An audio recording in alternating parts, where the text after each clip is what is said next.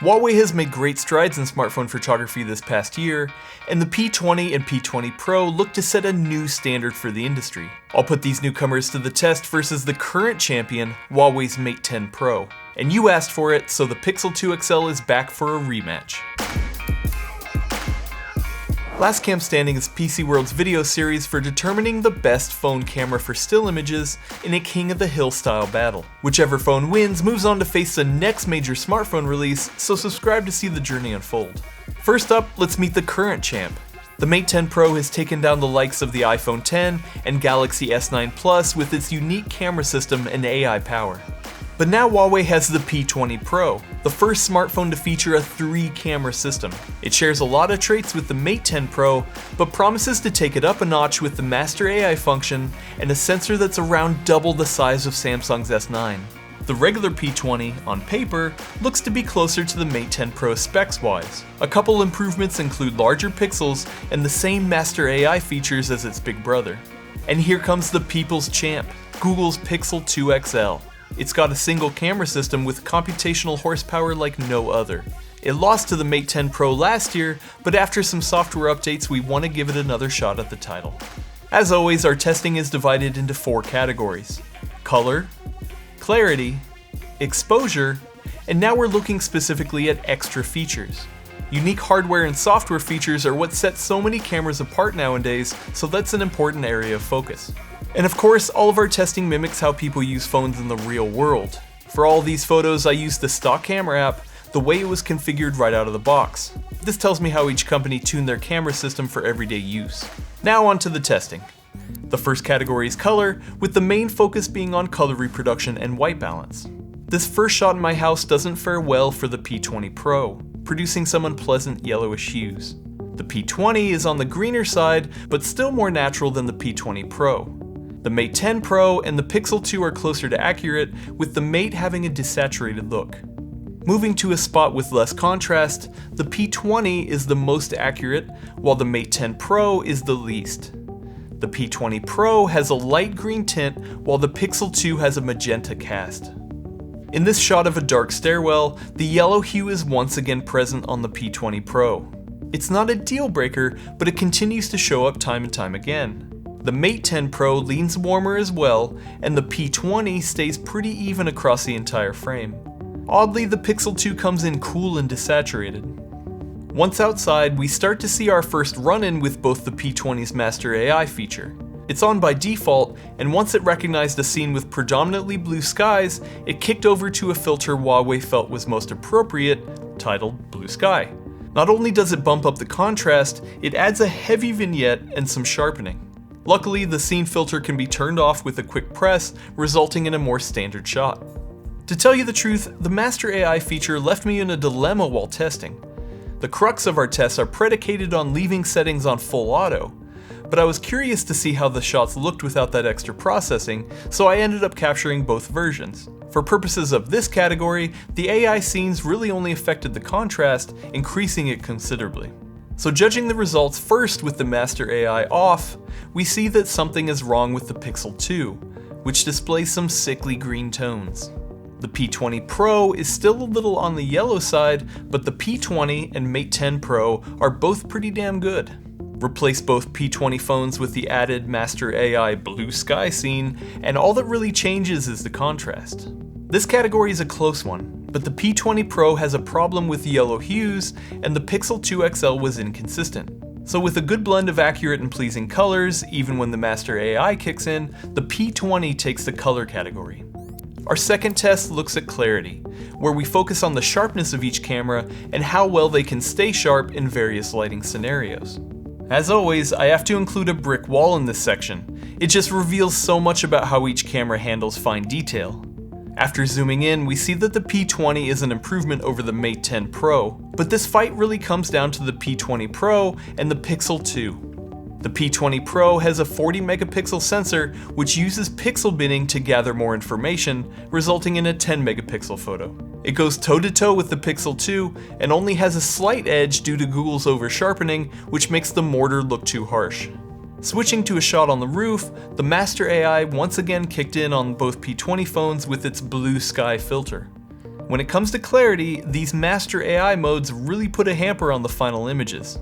Swapping out with the standard photos brings this point home. With these versions in place, we see the P20 Pro neck and neck with the Pixel 2. But at far distances like this, I think I lean towards favoring the Pixel. At closer ranges, each phone does very well, but I'm not going to show the master AI versions here because even the greenery scene kills clarity. In bright lighting conditions, I'd put the Mate 10 Pro last here, followed by the P20. So once again the battle comes down to the P20 Pro and the Pixel 2, with the edge going to the P20 Pro. So what's the story in low light? Well, it's actually pretty similar. The Mate 10 Pro is right behind the larger pixels of the P20, retaining plenty of information on the bricks for everyday use. But the Pixel 2 really stumbles here. It has a good amount of detail, but the noise that's present kills it. The P20 Pro, on the other hand, has a healthy amount of noise suppressed, all while keeping a great amount of detail. In a darker part of the garage, you can tell just how sharp the P20 Pro is, even before zooming in. Yes, it's starting to look a little bit like a watercolor painting, but you can't deny the low light chops of this camera. The regular P20 does pretty well, and even the Pixel has more detail than the Mate 10 Pro, despite its noise present. I've said it before and I'll say it again, noise in a photo doesn't bother me, it's how it affects it that matters. So while it was a toss-up between the Pixel 2 and the P20 Pro in bright light, the P20 Pro just dominated in low light, taking the clarity category. The third test category is exposure, focusing on the dynamic range of each camera and how they expose for a scene. In this high contrast scenario, check out the skylights. I was super surprised by how the P20 and P20 Pro hang on to the highlights better than the Pixel 2. Hell, even the Mate 10 Pro protected the highlights better. Overall, I think the Mate 10 Pro is underexposed in the mids compared to the rest. The P20 Pro has the brightest shadows, which makes it feel a bit overprocessed. But this category is really where the master AI can muck things up. Aiming toward the sky kicks on the blue sky mode on both P20s, resulting in higher contrast and a vignette, both of which put a hamper on dynamic range for our tests. Despite this, they still hang close to the Mate 10 Pro. The Pixel 2 is underexposed here, but still retains information in the shadows. Turning off the blue sky prompt reveals plenty of shadow detail in the P20 Pro and brings back the blown out highlights on the P20. The graffiti on the wall is once again a tad underexposed on the Pixel 2. The Mate 10 Pro turns in a solid showing here, but the P20 and P20 Pro both nail the exposure, adding a great sense of depth between the brightest and darkest parts of the photo. In this complex shot of a succulent, the master AI kicked in with its greenery mode and missed the mark on the P20 and P20 Pro. Not only are the photos underexposed, but they're starting to lose valuable shadow information. Focusing just on the P20 Pro, let's compare the same shot with the greenery effect on and off. And I'll be honest here, I'm of two minds about master AI.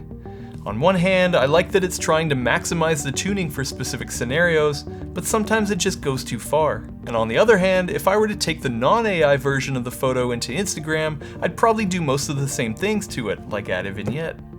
But getting back to the testing, here's a shot that I was completely happy with when the master AI did its thing.